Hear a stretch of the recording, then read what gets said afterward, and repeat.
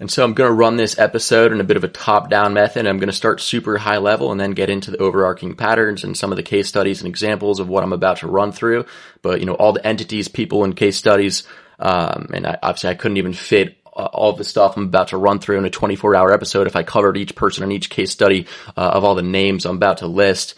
Every case study I give you, every name I say, I'm not going to go into detail, but it's a guide for you to do a quick couple Google searches, search it up on ChatGPT, record this shit because it is genuinely the most important information of all time.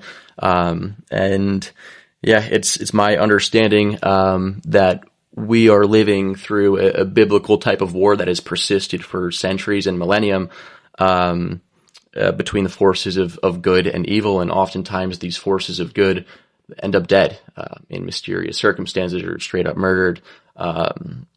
With all the UFO and alien stuff being disclosed, I'm kind of starting to be of the belief that humanity could be, the playing ground for an interdimensional type of war going on planet Earth, and these forces that are malevolent and benevolent are manifesting themselves in humanity, and at the top of the food chain in humanity is likely to be controlled by certain alien species, that some are good, some are bad, and the results of the world that we see are probably a result of these interdimensional forces. And it sounds crazy to say, but I know enough to have created a map of these good guys versus these bad guys, and I can give that high picture speculation.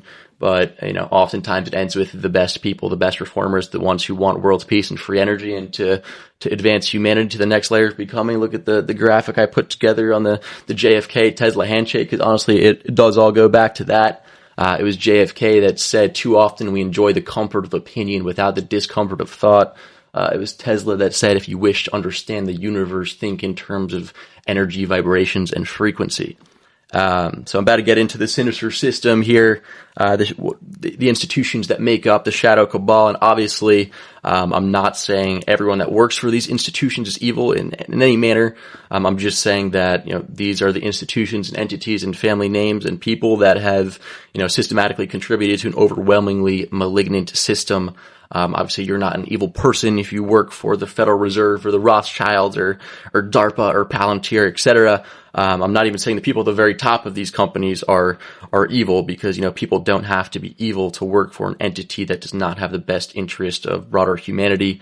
You're an evil person if you kidnap and rape children, not if you work for these institutions, but broadly speaking, there does tend to seem to be some form of a connection. So here it is, the system's body count, the Great War, starting off on the evil empire, the Sinister system. They're driven by money, power, greed, and evil, with probably proclivities towards Satanism or Luciferianism. Baal and Moloch are kind of the two evil gods that have kind of manifested, and kind of the two evil gods that people talk about when sacrificing children and when talking about, Bohemian Grove and Epstein type of circles. So the main entities behind the Shadow Cabal, we got the global intel apparatus. That's obviously the CIA, NSA, FBI, their COINTELPRO service, the Mossad, Department of Energy and classified energy programs, UAP energy programs that have remained classified for decades. Obviously there's the big tech and surveillance era. We got Palantir today. It used to be programs like Stellar Wind, Pegasus, Prism, mainstream media and narrative control, the asset managers like BlackRock, Vanguard, and State Street. Obviously, the military-industrial complex is kind of the entity that holds it all together, with the defense contractors like Lockheed, Raytheon, and Northrop Grumman being the ones that benefit the most. And then obviously there's the Federal Reserve and central banking system, which is the fiat system. We got big pharma, coups, DARPA, and then to go to the power structures, what makes up this permanent government, the Shadow Cabal. Some of the societies are secret, some of them are not so secret, like the Trilateral Commission, the Bilderberg Group, the Council on Foreign Relations. People use the overarching word of the Illuminati a lot. There's obviously the Bohemian Grove, and all of that is kind of represents what could be a quote-unquote New World Order. And obviously there's the Epstein network, which is defined by the compromat and pedo elite. There's been consistent regime change and coups and planned obsolescence and consumer control, petrodollar and fossil fuel hegemony. And then some of the dynasties and families are obviously the Rockefellers and Rothschilds, J.P. Morgan, the British royal family, some of the modern architects and faces. Or we got Allen Dulles, J. Edgar Hoover, kind of the main forces behind the CIA and FBI and the shadow government of the United States. And then there's Epstein, Richard Helms, James Angleton, a part of Allen Dulles, his old boys crew, Jolly West and Sidney Gottlieb, the dark chemist behind MK Ultra, Mike Pompeo, Donald Barr, some other power-hungry modern figures. We got Dick Cheney, Bill and Hill Clinton, Bill Gates, Leslie Wexner, Henry Kissinger, Benjamin Netanyahu, Peter Thiel, Ehud Barak, Jared Kushner, Richard Helms, James Angleton, Howard Lutnick, and Donald Barr. There's a couple repeats in there, my bad. And then even this war is something that goes back, decades and centuries and millennium. And so it does go back to these heinous dictators, Hitler, Stalin, Mao Zedong, Mussolini, even Augusto Pinochet, who the United States put in power. And some of the old Roman empires like Nero, Caligula, and Tiberius, who, likely ate children. Tiberius did. So this, I know I threw a lot at you there. This kind of portrays the one side of the system, the evil empire, the shadow cabal, and these are kind of the entities, the people, the frameworks that are responsible for the deaths of all these people I'm about to name, which is the human flourishing list, the kill list. Those who threaten the system are systematically eliminated. So this is some graphics you probably can't read on the screen, but I put together in some social media posts of the Great War in action. So the people on, the good guys are the ones who, want humanity to thrive, want humanity to evolve. They're often advocates for world peace and free energies, and they blow the whistle on some whatever type of corruption is going on. So they're kind of driven by the concepts of world peace, free energy, equality, human oneness, transparency.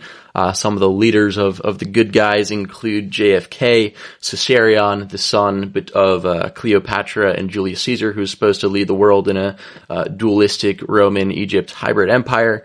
And obviously this shit goes back hundreds and hundreds of years to Socrates, who was martyred, Jesus Christ, who was martyred, and even Abe Lincoln, who was likely martyred for reasons beyond just a lone gunman.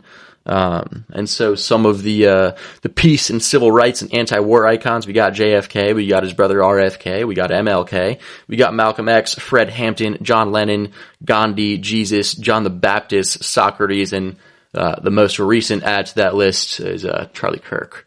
And then some of the anti-imperial and national sovereignty leaders, we got Patrice Lumumba, Salvador Allende, Thomas Sankara, Muammar Gaddafi. These are some foreign leaders who kind of challenged the military-industrial complex and sun system, and oftentimes the United States played a covert role in the overthrow of their regime and their assassinations. Two of the biggest names in conspiracy lore, Serge Monast and Milton Cooper, and I'm going to do a segment on Project Bluebeam at the end of this episode. I believe I touched on it at the end of the UFO episode as well, but they both died in super mysterious ways. They're kind of the two biggest names arguably in all of conspiracy lore. Milton Cooper as the Alex Jones before Alex Jones that called 9/11.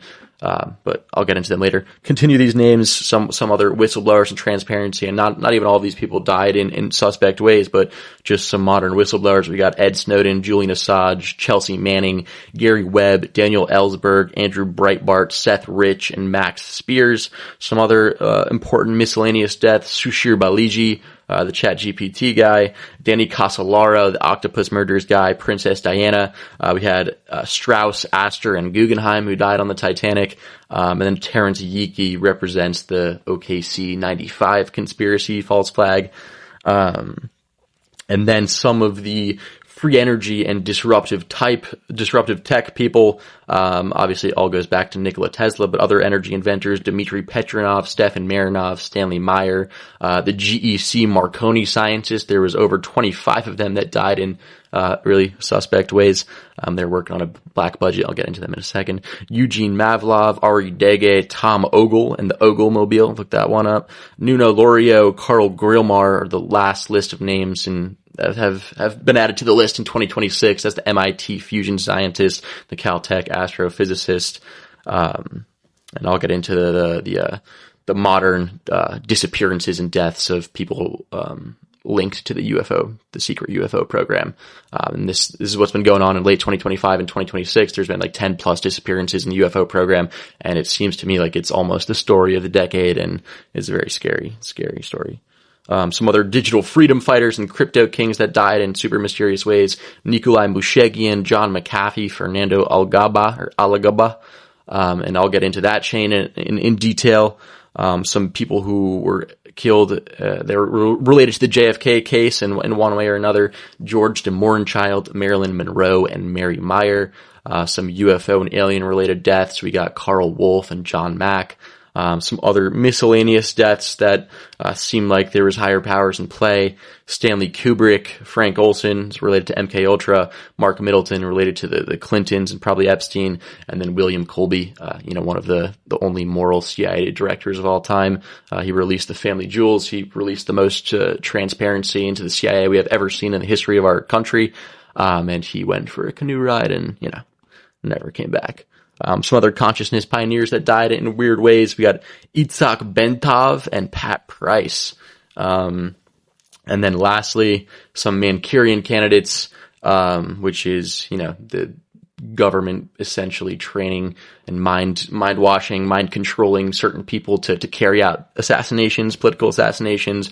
And there is now documented, declassified evidence that Tim McVeigh, Ciaran, Jack Ruby, and Lee Harvey Oswald were all Manchurian candidates operating under MKUltra mind control techniques. And kind of Jolly West and Sidney Gottlieb, like I mentioned before, were the people who pioneered this mind control type of technology and techniques. So I'm going to spend this episode trying to naturally interweave as many of these names into some of the following big time topics. And I'm going to give a quick primer at the end of this podcast episode, going through each of these people I just named, who I didn't get the chance to get to naturally throughout the course of this episode. And, I'll give a few sentences on their death and kind of the broader implications of why people think there's a conspiracy in play. So yeah, that's the intro for this episode. And now we're going to get into arguably the three most important threads of all time. First up, we got the free energy suppression thread. Then we're going to get into the central banking and federal control system thread. And then lastly, we're going to get into the Epstein files and show you just how far that rabbit hole goes.